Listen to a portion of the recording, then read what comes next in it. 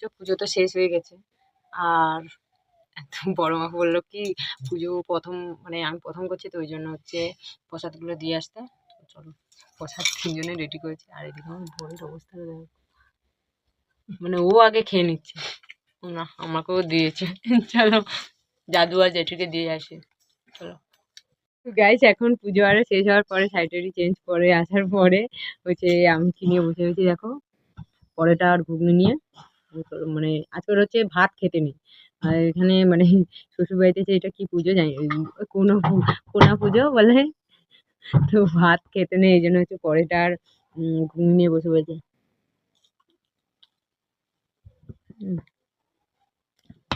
তুমি খাবে?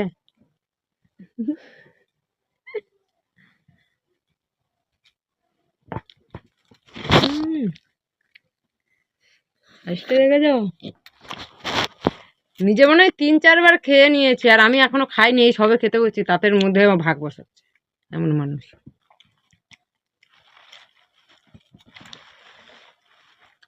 এত তো মুড়ি হবে না, অল্প। এটা খাওয়ার পর এত মুড়ি খাওয়া যাবে না। তুমি খাবে মুড়ি? না। তাহলে কমিয়ে দাও। সত্যি বলতে গেলে গাইস মানে পয়টাটা যা হয়েছে বলা নয়, যাই হোক, কিন্তু ইয়ে আর একটু কমাও। তরকারিটা খুব সুন্দর হয়েছে। নিরামিষ তো হেডি শাক। পরেটা নিয়ে এসেছিলাম ওখান থেকে, আমার বর আগে অর্ধেক খেয়ে নিয়েছে, আমার জন্য অল্প রেখেছে।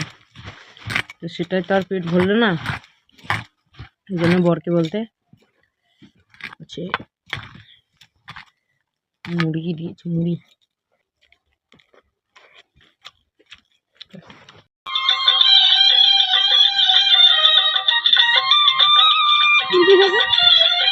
হ্যাঁ